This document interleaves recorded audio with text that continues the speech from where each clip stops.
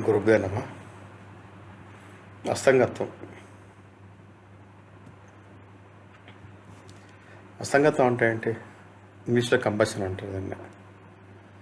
ఒక గ్రహం జాతకంలో సూర్యునికి చాలా దగ్గరగా వచ్చినప్పుడు ఆ గ్రహం అస్తంగత్వం అవుతుంది. దాన్ని కంబస్ట్ ప్లానెట్ అంటారు. ఉదాహరణకు తీసుకుంటే మీరు ఒంటరిగా వేదికపై ఉన్నప్పుడు అందరి దృష్టి మీ పైన ఉంటుంది. కానీ ఒక క్షణంలో ఆ క్షణంలో ఓ ప్రపంచ ప్రఖ్యాత వ్యక్తి మీ మీ పక్కన వచ్చి నిలబడ్డాడని ఊహించుకోండి. వెంటనే మీరు కనిపించకపోయినట్టే అవుతుంది. ఇదే స్థితి సూర్యుని దగ్గరగా ఉన్న గ్రహానికి అవుతుంది. సూర్యుడు అన్ని గ్రహాల్లో అత్యంత శక్తివంతుడు. తర్వాత శని, తర్వాత కుజుడు మొదలైనవి వస్తాయి. పగలు ఆకాశంలో నక్షత్రాలన్నీ ఉన్నా మనకు కనిపించవు. ఎందుకంటే సూర్యుని కాంతి వల్ల అవి కనిపించకుండా పోతాయి. కానీ అది అదృశ్యం అవ్వవు. అదేవిధంగా అస్తంగత్వం అంటే అదృశ్యం కాదు, కానీ అది ఫలితాలను ప్రదర్శించలేకపోతుంది. అంటే మీరు చేసే కష్టం కనిపించదు, ఎవరో మరొకరు క్రెడిట్ తీసుకుంటారు. సూర్యుడు మరియు అహంకారం. సూర్యుడు అహంకారాన్ని సూచిస్తాడు. ఎవరి జాతకంలో అహంకారం మనసు లేదా బుద్ధిని కమ్మేస్తే వారి మెదడు సరిగ్గా పనిచేయదు. కాబట్టి ఎవరికైనా అహంకార సమస్య ఉంటే దాన్ని తగ్గించే ప్రయత్నం చేయాలి. బుధుడు అస్తంగతం. బహుశా ఎక్కువగా బుధుడు దగ్ధం అవుతుంటాడు. ఎందుకంటే బుధుడు సూర్యుడి నుంచి 28 డిగ్రీల కన్నా దూరంగా వెళ్ళాడు. అందుకే కనీసం 25% మంది అంటే 20% మంది జాతకాల్లో బుధుడు దగ్ధం అవుతాడు. దీని అర్థం వారి బుద్ధి, తర్కశక్తి, మేధస్సు అహంకారంతో కప్పబడిపోతుంది. శుక్రుడు అస్తంగతం.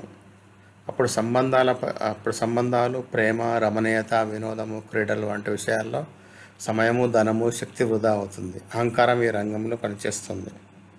శని అస్తంగతం అవుతుంది. అహంకారం కారణంగా అలసత్వము, ఆలస్యము,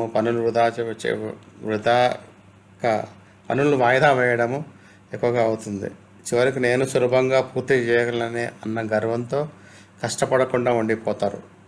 కుజుడు అస్తంగత్వం. అహంకారం కారణంగా అధిక శారీరక ధైర్యము, పోరాట స్వభావం పెరుగుతుంది. నేను ఎవరి మీదైనా గెలుస్తానన్న ధీమా వస్తుంది. గురుడు అస్తంగత్వం అయితే అహంకారం కారణంగా నాకు అన్నీ తెలుసు, నాకు గురువు, దేవుడు ఉపదేశం అవసరం లేదు అన్న భావన కలుగుతుంది. కొందరు అస్తంగత్వం గురువు కలిగిన వారు నాస్తికులుగా మారుతారు. వారు పరిహారాలు, దేవతారాధన నమ్మరు. ఎప్పుడు అస్తంగత్వం జరుగుతుంది? అస్తంగత్వం అనేది ఖగోళంలో కాకుండా జాతకంలో మాత్రమే జరుగుతుంది. భూమి నుండి చూసినప్పుడు సూర్యుడు ఏదైనా గ్రహానికి చాలా దగ్గరగా ఉన్నట్టు కనిపిస్తే దాన్ని దగ్ధం అంటారు. అదే అస్తంగత్వం అనమాట. శుక్రుడు కనుక సూర్యుడి నుండి 8 డిగ్రీల లోపల ఉంటే దగ్ధం. గురుడు 11 డిగ్రీల లోపల ఉంటే దగ్ధం అంటే అస్తంగతం అనమాట. బుధుడు 12 డిగ్రీల లోపల వక్రస్థితి, 14 డిగ్రీల సాధారణ స్థితి. శని 15 డిగ్రీల లోపల, కుజుడు 17 డిగ్రీల లోపల. అందరూ జ్యోతిష్యులు ఈ డిగ్రీల పూర్తిపై ఒక అభిప్రాయం కలిగారు. కానీ 8 డిగ్రీల లోపల ఉంటే 100% అస్తంగతం అవుతుంది. 17 డిగ్రీలు దాటితే అస్తంగతం ఉండదని అందరూ ఒప్పుకుంటారు. అస్తంగతం గ్రహం దశలు. అస్తంగతం గ్రహం యొక్క దశాభుక్తులు అనుకున్న ఫలితాలు ఇవ్వవు. ఎందుకంటే ఆ గ్రహం భయంతో ఆత్మవిశ్వాసం లేకుండా పోతుంది. ఉదాహరణకు 5వ భావాధిపతి అస్తంగతం అయితే ఆటలు, క్రీడల్లో ఓటములు వస్తాయి. ఎందుకంటే ఆత్మవిశ్వాసం ఉండదు. సూర్యుడు మరొక సమస్య. సూర్యుడు సహజ పాపగ్రహం, మాలఫిక్. కాబట్టి దగ్ధం కాకపోయినా అతను దగ్గరగా వస్తే ఆ గ్రహాన్ని అపకీర్తి దోషిని కలిగిస్తాడు. పరిహారాలు, రెమెడీస్. శివారాధన.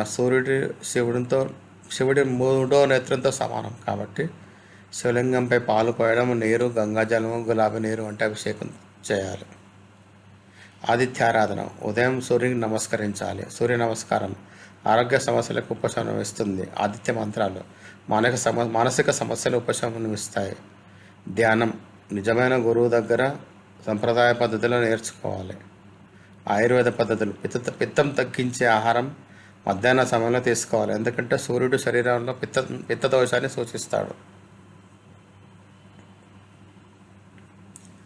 అస్తంగతం అంటే సూర్యుని కాంతి ముందు తన శక్తి చూపలేని గ్రహం.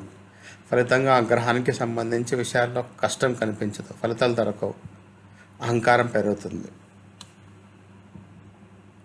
ధన్యవాదాలు.